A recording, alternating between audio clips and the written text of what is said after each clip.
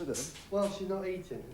He's gone to Australia now, you know, Mark and the family. Right, yeah. Well, yeah. she's pining now. Mr. Bradley's daughter Sally Ann and her young family have moved abroad for a few years, and everyone left at home is missing them. She was eating before you put on this special food, didn't you? Yeah, that's right. Yeah, well, she just sniffs the nose at that now. She's had this kidney problem for a long time. Unfortunately, a change in the circumstances like this might just tip the balance, and we may not be able to get her to recover her.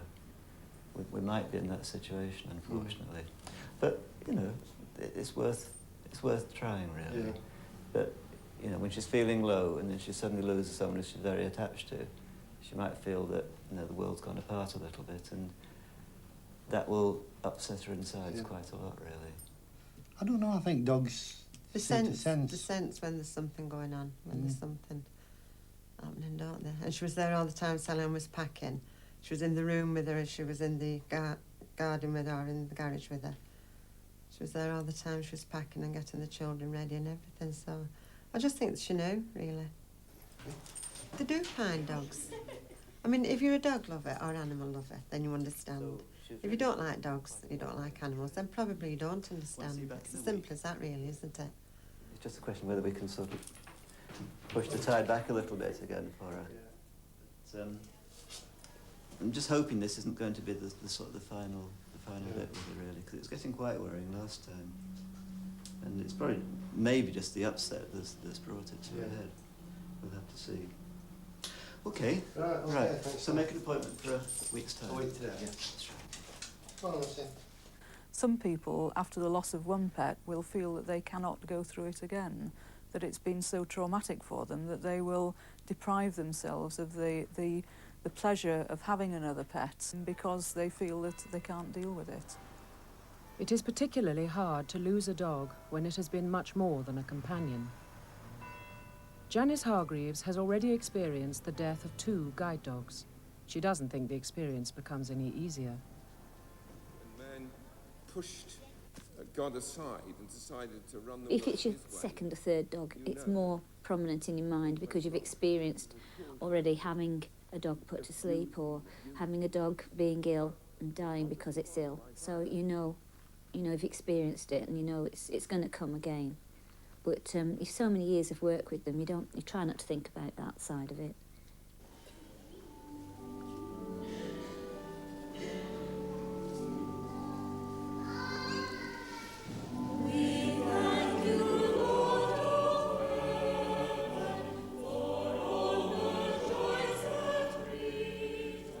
When Janice's first dog, Cindy, became too old to work as a guide dog, she was sent to live with someone else.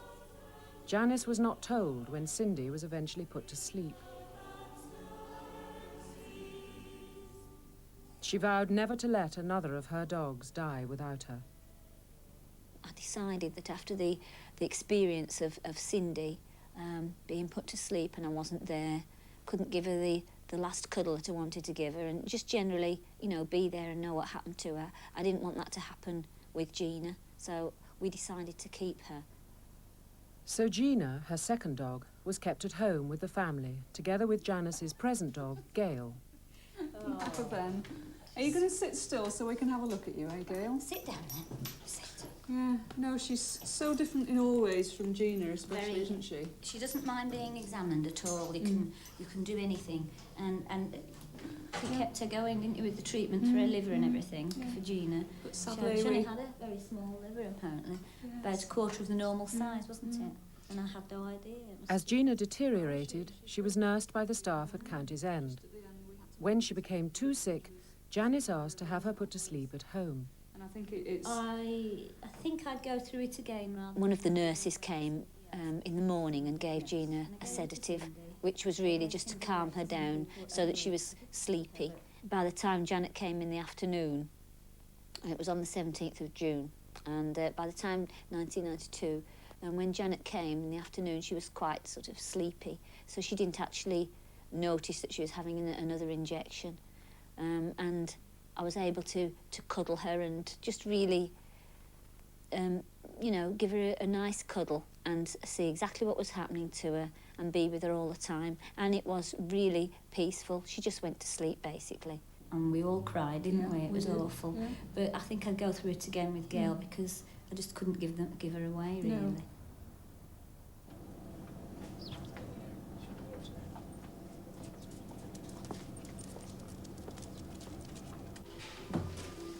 Tell you. And then she tell you, Yeah, he's drinking quite a lot. Yes, he is. Yeah. Clyde is 18 years old. He is Mrs. Wilcox's constant and only companion. Well, he's not eating as much as you realise. But, I mean, you asked me a few months ago. That's right. And he wasn't drinking then, but he is now. I'm filling it 3 times a day. Right. I mean, he's knocking on a bit now, isn't he? Yes, he is. Well. We'll give his booster now. Yeah. And then we'll take him downstairs. Yeah. Get the sample. Do you want me to leave him? Only for a few minutes. Do you want to just have a seat here for a second? Yes, I'll wait here for him. Okay, and we'll bring him back again. Yeah, I hope so. Of course we will. You'll have me on your hands if not. You'll have me on that table if you don't bring him back. I think we will. Come on, Clydie. When anything happens to Clyde, I'm having him cremated and his ashes given to me. And then when I go, he goes with me because I'm alone now. And my son lives in Sketty, South Wales. And, well, there's only me and Clyde now.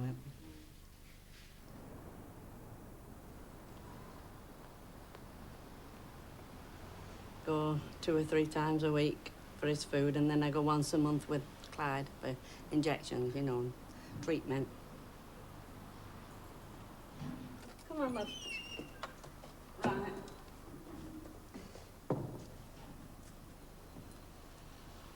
That's it now, baby. You're back, aren't you? You're back now. Come on. Out you get. Come on, out. That's a good boy. That's a good boy. He'll leave you now. Without the treatment from them and without their care and attention, I don't know. I think they're wonderful people. In fact, I don't know. I couldn't do without them at all.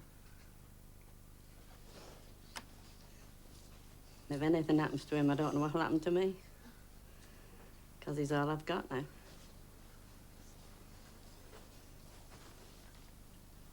Oh, that's a good boy.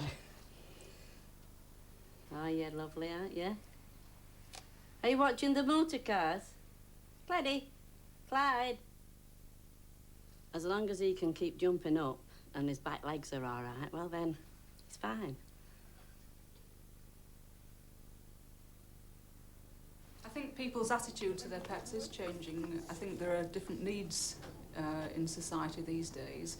Perhaps there's not the social support that they used to get, and therefore people are turning to their pets as a means of being able to have comfort, have companionship. Just generally, they need them more for lots of different reasons.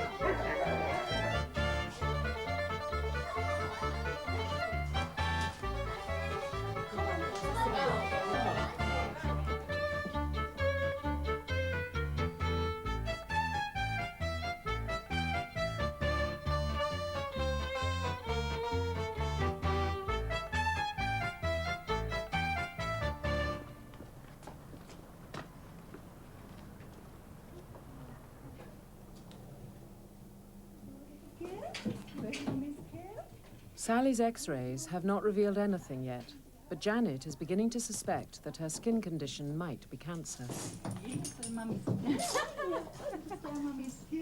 We know from the biopsies we've done from her bowel, we know there is a possibility that it could be cancerous. It doesn't look like it, but there is that possibility. And there's nothing else that we've found that we can say, yes, there's something horrible going on and we can't get it right. We are still hoping that we can sort everything out. Come on then, young lady. Yes, yeah. Right. Let's see how she And goes. we'll see how she is. Very soon after I started in practice, I was aware that a lot of men were crying when they were dealing with the pets being put to sleep. It seemed very strange because men in other situations will tend to not show their emotions so much, and yet in this situation they were openly crying and not really feeling ashamed of doing so. When I took Barbara to the vets with Sally and she came out and said that she had to sign the form and give permission to have her put down if it was cancer or anything like that, I sat in the car and I didn't realise how emotional I felt. And I was quite surprised because I didn't think I was that soft. I know it's a wrong thing to say, but I suppose men have their ego, and I didn't think I was that soft. And I didn't realise how they've grown as part of me as a person. Barbara Dixon's dogs have always been important to her, but her husband Terry feels that they have changed his life, especially since he had to retire from the police force because of a disabling condition. I was so depressed, suicidally depressed, because I couldn't do the physical things that I used to do. And at the time, I used to sit in the chair, and you can't be depressed long when you get one head on one knee, and one head on another knee, and the towels are going, and you stroke them. Because as soon as you stroke them, you can feel the tension and the depression depart. Quite honestly, I mean, I don't mind saying this, they've certainly saved my sanity, because without them, I think I would have gone round the bend. Come on. Come on. Steady.